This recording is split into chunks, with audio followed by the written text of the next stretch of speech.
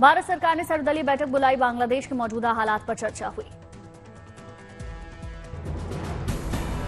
बैठक में विदेश मंत्री एस जयशंकर सभी दलों को बांग्लादेश के हालात से रूबरू कराया, कई मुद्दों पर चर्चा हुई। बैठक में गृह मंत्री अमित शाह, राजनाथ सिंह शामिल हुए, राहुल गांधी समेत कई विपक्षी नेता मौजूद रहे। सर्वदलीय बैठक को लेकर सूत्रों के हवाले से बड़ी खबर, विपक्ष ने बांग्लादेश के मुद्दे पर सरकार के साथ सहमति बनाई।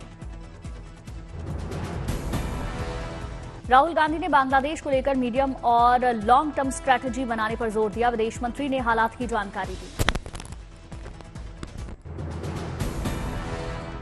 बांग्लादेश पर संसद में भी बयान देंगे विदेश मंत्री, सदन में 3:30 बजे होगा एस जयशंकर का बयान।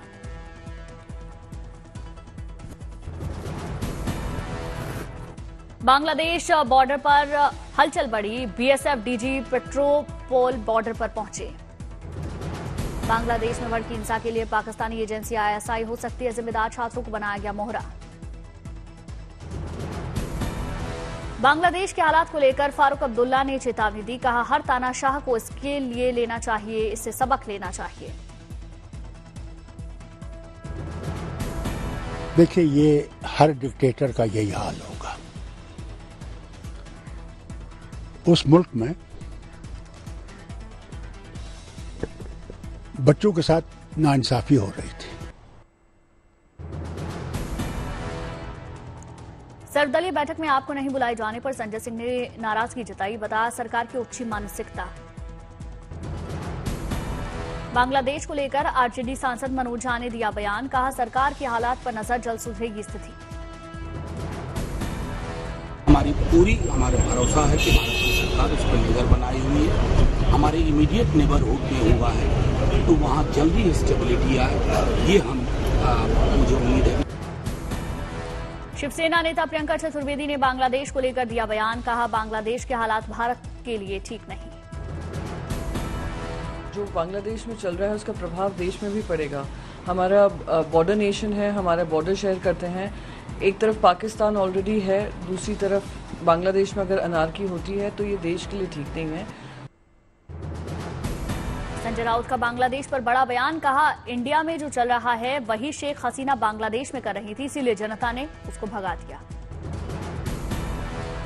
संजय राउत ने मोदी सरकार पर निशाना साधा, कहा बांग्लादेश में जो हुआ उससे हमारे देश के नेता सबक लें। सर्वदलीय बैठक को लेकर कांग्रेस नेता शशि थरूर ने खुशी जताई, कहा विदेशी मुद्दों पर हम एक हैं। खुशी की सरकार ने सारे पार्टी को बुलाया एक साथ, क्योंकि ये अच्छा संदेश है कि हमारे देश में ना भाजपा फॉरेन पॉलिसी है ना कांग्रेस का, कि हमारे देश के हित है, देश के विदेश कार्यों में हम एक हैं। बांग्लादेश के हालात पर बोले कांग्रेस सांसद मनीष तिवारी, कहा उम्मीद है कि बांग्लादेश के मुद्दे पर संसद में चर्चा होगी। बांग्लादेश के राष्ट्रपति ने वर्तमान संसद को भंग किया, इसी साल जनवरी में ही बनी थी सरकार। बांग्लादेश में विपक्षी नेता खालिदा जिया की जेल से रिहाई का आदेश, तख्तापलट होने के बाद राष्ट्रपति ने आदेश दिए। भ्रष्टाचार से जुड़े मामले में जेल में थे विपक्षी नेता खालिदा जिया, 2018 में 17 साल कारावास की सजा मिली थी। बांग्लादेश के मौजूदा हालात के बाद बॉर्डर पर बढ़ाई गई सुरक्षा, अलर्ट मोड पर बीएसएफ।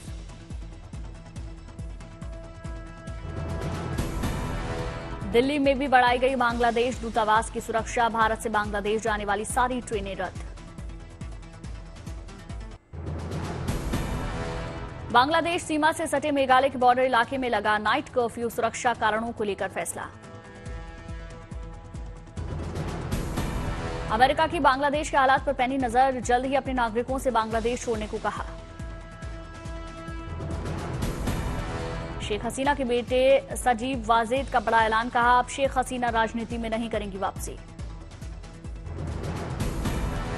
आज शाम तक बांग्लादेश में खत्म होगा कर्फ्यू, स्कूल कारोबार फिर से होंगे शुरू। बांग्लादेश में होने वाली महिला T20 वर्ल्ड कप पर आईसीसी की नजर, छीनी जा सकती है मेजबानी। राजधानी ढाका में सड़कों पर हैं 4 लाख प्रदर्शनकारी, जगह जगह तोड़फोड़ की घटना। जनता ने तोड़ी मजीबुर रहमान की मूर्ति। मजीबुर रहमान ने साल 1971 में दिलाई थी बांग्लादेश को आजादी की सांस।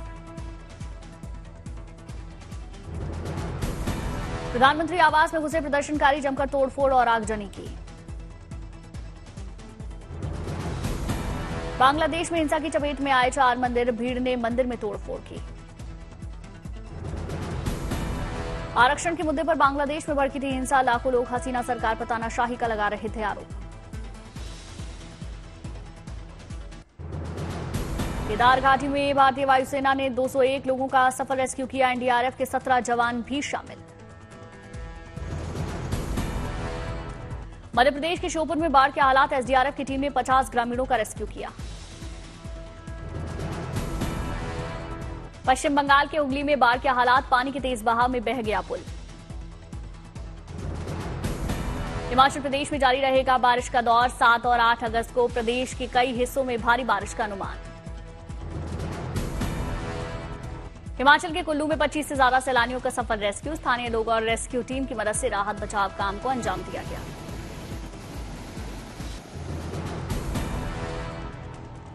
शिमला में जमकर बरस रहे बादल। मौसम हुआ खुशनुमा। राजस्थान के पाली में बाढ़ के हालात। सड़कों पर सैलाब का मंजर।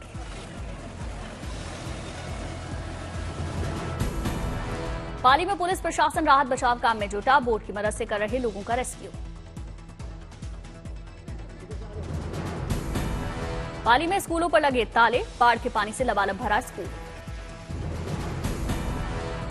असम के गुवाहाटी में बदला मौसम का मिजाज। जमकर बरसे बादल।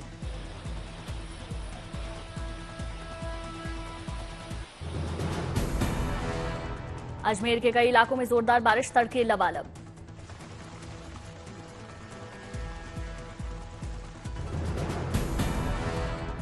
भारी बारिश लोगों के लिए मुसीबत बनी। कई घरों में बारिश का पानी घुसा। जबलपुर के बरगी बांध का जलस्तर बढ़ा। नर्मदा नदी में छोड़ा गया 1 लाख क्यूसेक से ज्यादा पानी। बरगी बांध से पानी छोड़े जाने से नर्मदा नदी का जलस्तर बढ़ा। प्रशासन ने लोगों से सतर्क रहने की अपील की। भरतपुर में नदी में अचानक पानी बढ़ने से नहाने गए 4 बच्चे फंस गए। 2 बच्चों की जान गई। वायनाड में 8वें दिन भी राहत बचाव कार्य जारी। लोगों के रेस्क्यू में सेना जुटी। हिमाचल प्रदेश के रामपुर में दूसरे दिन भी राहत बचाव कार्य जारी। लोगों के रेस्क्यू में जुटी है सेना। वाराणसी के काशी विश्वनाथ मंदिर के येलो जोन में 2 मकान गिरे। 1 महिला की मौत। 8 लोगों के फंसे होने की खबर। एनडीआरएफ ने 6 लोगों का रेस्क्यू किया। अन्य 2 की तलाश जारी। प्रशासन ने कहा दोनों मकान जर्जर थे। बारिश की वजह से दोनों मकान गिर गए। 3 दिवसीय राजकीय यात्रा पर फिजी पहुंची राष्ट्रपति द्रौपदी मुर्मू। द्विपक्षीय संबंधों को लेकर होगी चर्चा। फिजी के राष्ट्रपति काटो निवेरे ने राष्ट्रपति मुर्मू से मुलाकात की। स्टेट हाउस में गर्मजोशी से स्वागत। फिजी राजधानी सुबा में राष्ट्रपति मुर्मू को दिया गया राजकीय सम्मान। सैन्य बलों ने दिया गार्ड ऑफ ऑनर। राष्ट्रपति मुर्मू के स्वागत में सांस्कृतिक कार्यक्रम का आयोजन। फिजी के लोक संस्कृति की झलक दिखी। फिजी की यात्रा करने वाली पहली भारतीय राष्ट्रपति बनी द्रौपदी मुर्मू। फिजी संसद को भी करेंगी संबोधित।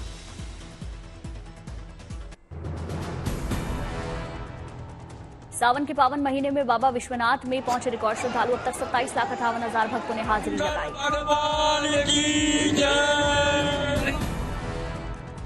उज्जैन की सड़कों पर लाव लश्कर के साथ निकले भगवान महाकाल। बम बोले के जयकारों से गूंजा शहर।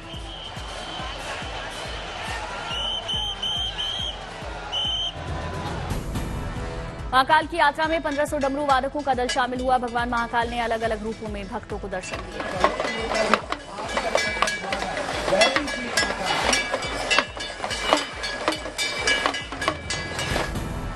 हिमाचल प्रदेश के कांगड़ा में बृजेश्वरी मंदिर में अष्टमी मेले की शुरुआत। मंदिर में उमड़ा आस्था का सैलाब। 52 शक्तिपीठों में से एक है बृजेश्वरी मंदिर। उत्तर भारत और पंजाब से हजारों तीर्थयात्री पूजन करते हैं। उदयपुर में लगा अनूठा मेला, सिर्फ महिलाओं को ही मिलती है एंट्री। मेले में दिखा राजस्थान के सांस्कृतिक धरोहर का रंग।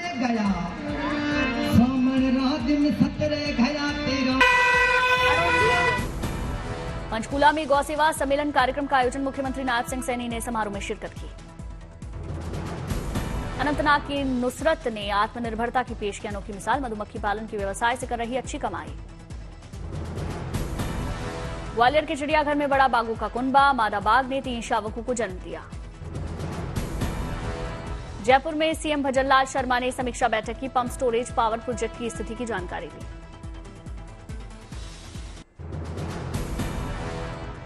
पेरिस ओलंपिक में आज गोल्डन बॉय नीरज चोपड़ा के चमकने का इंतजार, 140 करोड़ महिलाओं को गोल्ड मेडल की आस। भाला फेंक में एक बार फिर नीरज चोपड़ा आजमाएंगे अपना हाथ, आज होगा क्वालिफिकेशन राउंड।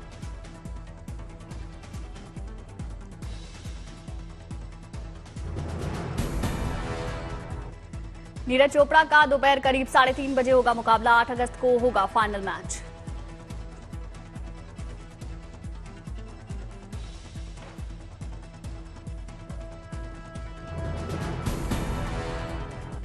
आज भारत का हॉकी पुरुष सेमीफाइनल में जर्मनी के साथ मुकाबला, रात 10:30 बजे होगा मैच। पेरिस ओलंपिक में भारतीय महिला टेबल टेनिस ने इतिहास रचा, रोमानिया को 3-2 से हराकर क्वार्टर फाइनल में प्रवेश किया।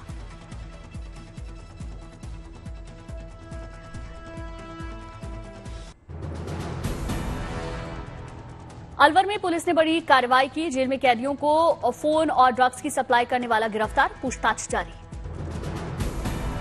फरीदकोट में ड्रग कंट्रोल विभाग और पुलिस ने बड़ी कार्रवाई की, भारी मात्रा में नशीली दवाएं बरामद, दुकान सील। भुवनेश्वर में पुलिस ने बड़ी कार्रवाई की, वैवाहिक वेबसाइट पर लगभग 49 महिलाओं को ठगने के आरोप में एक को गिरफ्तार किया गया।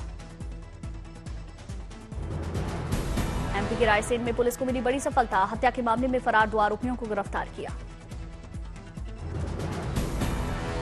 पटना पुलिस को मिली बड़ी कामयाबी, पुलिस ने 48 पेटी अंग्रेजी शराब को जब्त किया, नशे में धुत एक शख्स को भी गिरफ्तार किया गया।